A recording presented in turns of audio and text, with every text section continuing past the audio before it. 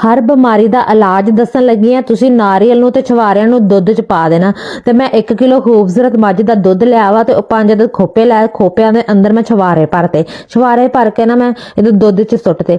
ਆਪਾਂ ਇਹਨਾਂ ਨੂੰ ਦੁੱਧ ਚ ਸੁੱਟ ਕੇ ਪਕਾਣਾ ਵਾ ਤਾਂ ਕਿ ਚੰਗੀ ਤਰ੍ਹਾਂ ਨਾ ਦੁੱਧ ਚ ਇਹਨਾਂ ਦਾ ਅਸਰ ਨਿਕਲ ਜੇ ਤੇ ਦੁੱਧ ਨਾ ਆਹਿਸਤਾ ਆਹਿਸਤਾ ਸੁੱਕਣ ਲੱਗ ਪਏਗਾ। ਦੁੱਧ ਮੈਂ ਲਿਆ ਵਾ ਖਾਲਸ ਮੱਝ ਦਾ। ਵੈਸੇ ਤਾਂ ਖਾਲਸ ਦੁੱਧ ਨਾ ਬੜਾ ਔਖਾ ਹੀ ਲੱਭਦਾ ਵਾ ਤੇ ਮਿਲਕ ਮੈਨ ਵੀ ਝੂਠ ਬੋਲਦੇ ਕਿ ਅਸੀਂ ਖਾਲਸ ਦੁੱਧ ਲਿਆਏ ਤੇ ਅਸੀਂ ਖਾਲਸ ਦੁੱਧ ਲਿਆਏ ਜਾਂ ਕਹਿ ਦਿੰਦੇ ਆ ਕਿ ਮੱਝਾਂ ਹੀ ਪਤਲਾ ਦੁੱਧ ਦਿੰਦੀਆਂ। ਝੂਠੇ 1 ਨੰਬਰ ਦੇ। ਖਾਲਸ ਦੁੱਧ ਪੀਣ ਵਾਸਤੇ ਵੀ ਨਾ ਕਿਸਮਤ ਦਾ ਚੰਗਾ ਹੋਣਾ ਵੀ ਜ਼ਰੂਰੀ ਆ, ਫੇਰ ਹੀ ਚੰਗਾ ਦੁੱਧ ਮਿਲਦਾ ਵਾ। ਹੁਣ ਆਪਣਾ ਖੂਬਸੂਰਤ ਚਿੱਟੇ ਰੰਗ ਦਾ ਦੁੱਧ ਵੀ ਨਾ ਸੁੱਕਣ ਤੇ ਆ ਗਿਆ ਵਾ। ਜਦੋਂ ਦੁੱਧ ਸੁੱਕਣ ਤੇ ਆ ਜਾਏ ਨਾ ਤੁਸੀਂ ਫਿਰ ਮੁਸਲਸਲ ਸਪੈਚੂਲਾ ਚਲਾਉਂਦੇ ਰਹਿਣਾ ਵਾ। ਇੱਧਰ ਡਰਾਮੇ ਵੇਖਣ ਲੱਗ ਪਏ ਨਾ ਉਨੀ ਦੇਰ ਨੂੰ ਨਾ ਥੱਲੇ ਲੱਗ ਜਾਏਗਾ।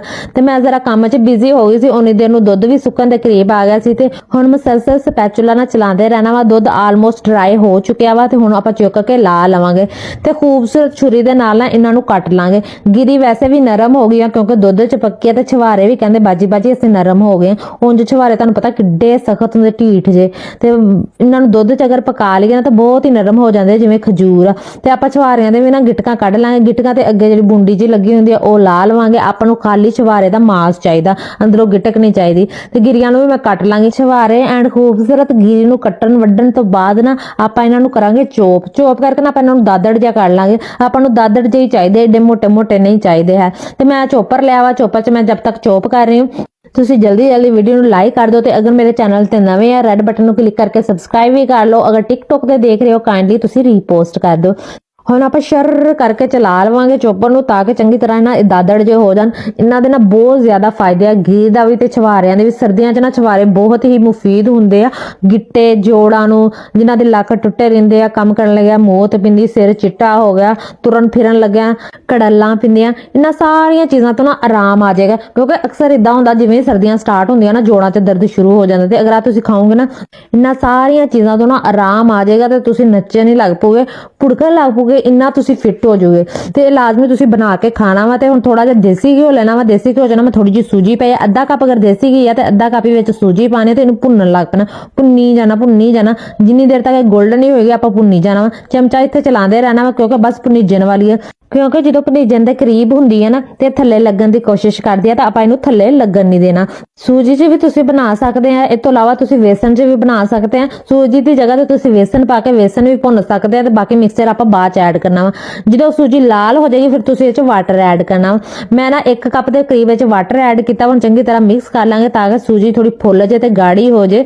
ਜਿਵੇਂ ਆ ਫੁੱਲ ਜਾਏਗੀ ਥੋੜੀ ਗਾੜੀ ਜੀ ਹੋ ਜਾਏਗੀ ਫਿਰ ਆਪਾਂ ਇਹ 'ਚ ਮਿਕਸਚਰ ਜਿਹੜਾ ਬਣਾ ਕੇ ਰੱਖਿਆ ਵਾ ਛਵਾਰਿਆਂ ਦਾ ਉਹ ਐਡ ਕਰ ਦੇਣਾ ਵਾ।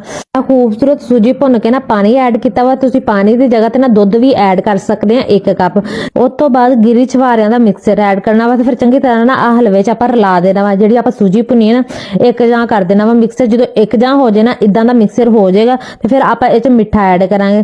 ਮਿੱਠਾ ਮੈਂ ਹੁਣ ਇਹ 'ਚ ਚੀਨੀ ਪਾਵਾਂਗੇ। ਚੀਨੀ ਜਿਹੜੀ ਵੀ ਅਕੋਰਡਿੰਗ ਟੂ ਟੇਸਟ ਹੀ ਪਾਣੀ ਹੈ। ਚਿੱਟੇ ਰੰਗ ਦੀ ਚੀਨੀ ਐਡ ਕਰਨ ਤੋਂ ਬਾਅਦ ਨਾ ਤੁਸੀਂ ਡਰਾਈ ਮਿਲਕ ਪਾਊਡਰ ਐਡ ਕਰਨਾ ਤੇ ਡਰਾਈ ਮਿਲਕ ਪਾਊਡਰ ਐਡ ਕਰਨ ਤੋਂ ਬਾਅਦ ਆਪਾਂ ਚੰਗੀ ਤਰ੍ਹਾਂ ਮਿਕਸ ਕਰ ਲਾਂਗੇ। ਡਰਾਈ ਮਿਲਕ ਪਾਊਡਰ ਨਾਲ ਨਾ ਇਹਦਾ ਫਲੇਵਰ ਮਜ਼ੀਦ ਰਿਚ ਹੋ ਜਾਏਗਾ। ਤੇ ਚੀਨੀ ਦੀ ਜਗ੍ਹਾ ਤੇ ਤੁਸੀਂ ਗੁੜ ਜਾਂ ਸ਼ੱਕਰ ਦਾ ਵੀ ਇਸਤੇਮਾਲ ਕਰ ਸਕਦੇ ਆ। ਮਿੱਠੇ 'ਚ ਜਿਹੜੀ ਚੀਜ਼ ਤੁਹਾਨੂੰ ਪਸੰਦ ਆ ਉਹ ਤੁਸੀਂ ਐਡ ਕਰ ਸਕਦੇ ਆ, ਚਾਹੇ ਤਾਂ ਮਿਸ਼ਰੀ ਵੀ ਐਡ ਕਰ ਸਕਦੇ ਆ।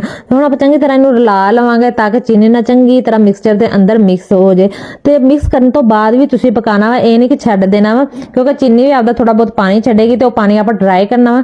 ਜਿੰਨੀ ਦੇਰ ਤੱਕ ਘਿਓ ਨਹੀਂ ਛੁੱਟੇਗਾ ਉਨੀ ਦੇਰ ਤੱਕ ਤੁਸੀਂ ਪਕਾਣਾ ਵਾ। ਤੇ ਇਸ ਪੁਆਇੰਟ ਤੇ ਨਾ ਘਿਓ ਛੁੱਟ ਗਿਆ ਸੀਗਾ ਤੇ ਹੁਣ ਮੈਂ ਚੁੱਕ ਕੇ ਲਾ ਲਾਂਗੀ।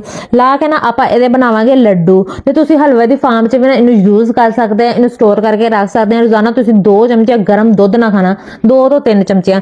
ਅਗਰ ਤੁਸੀਂ ਲੱਡੂ ਬਣਾ ਕੇ ਰੱਖੋਗੇ ਨਾ 1 ਲੱਡੂ ਤੁਸੀਂ ਰੋਜ਼ਾਨਾ ਖਾਣਾ ਵਾ ਗਰਮ ਦੁੱਧ ਨਾਲ। ਬੇਸ਼ੱਕ ਖਾਲੀ ਪੇਟ ਖਾ ਲਿਓ ਜਾਂ ਦੁਪਹਿਰੇ ਖਾ ਲਿਓ। ਜਦੋਂ ਆਪਾਂ ਨੂੰ ਅਕਸਰ ਨਾ ਦੁਪਹਿਰ ਟਾਈਮ ਭੁੱਖ ਲੱਗੀ ਹੁੰਦੀ ਨਾ ਉਦੋਂ ਵੀ ਤੁਸੀਂ ਨਾ ਬਣਾ ਕੇ ਖਾ ਸਕਦੇ ਆ। ਮਤਲਬ ਬਣਾ ਕੇ ਨਹੀਂ ਉਂਝ ਹੀ ਖਾ ਸਕਦੇ ਆ। 1 ਲੱਡੂ ਚੁੱਕਿਆ ਔਰ ਦੁੱਧ ਦਾ ਕੱਪ ਗਰਮ ਕੀਤਾ ਆਰਾਮ ਨਾਲ ਖਾ ਲਿਆ, ਚੰਗਾ ਭਲਾ ਗੁਜ਼ਾਰਾ ਵੀ ਹੋ ਜਾਂਦਾ ਵਾ। ਨਹੀਂ ਤਾਂ ਭੁੱਖ ਆਪਾਂ ਕਰਦੇ ਫਿਰੀਦਾ। ਸਰਦੀਆਂ ਨੂੰ ਨਾ ਬੜੀ ਜਲਦੀ ਭੁੱਖ ਲੱਗ ਜਾਂਦੀ ਹੈ ਲੇਕਿਨ ਆ ਤਾਂ ਹੈ ਵੀ ਫਾਇਦੇਮੰਦ ਚੀਜ਼ ਹੈ। ਜਦੋਂ ਭੁੱਖ ਲੱਗੇ 1 ਲੱਡੂ ਚੁੱਕਿਆ ਨਾਲ ਦੁੱਧ ਦਾ ਕੱਪ ਗਰਮ ਕੀਤਾ ਤੇ ਫਟਾਫਟ ਖਾ ਲਿਆ ਤੇ ਹਫਤੇ 'ਚ ਤੁਹਾਨੂੰ ਰਿਜ਼ਲਟ ਨਜ਼ਰ ਆਏਗਾ। ਤੁਹਾਡੀ ਪਿੰਜੜੀਆਂ ਜਿਹੜੀਆਂ ਦਰਦ ਕਰਦੀਆਂ, ਘੁਟਨੇ ਕੜਾਚੇ ਕਰਦੇ, ਅਫਾਕਾ ਤੁਹਾਨੂੰ ਹੋ ਜਾਏਗਾ। ਹਫਤੇ 'ਚ ਤੁਹਾਨੂੰ ਨਾ એનર્ਜੀ ਫੀਲ ਹੋਏਗੀ ਆ ਲੱਡੂ ਖਾਣ ਤੋਂ ਬਾਅਦ।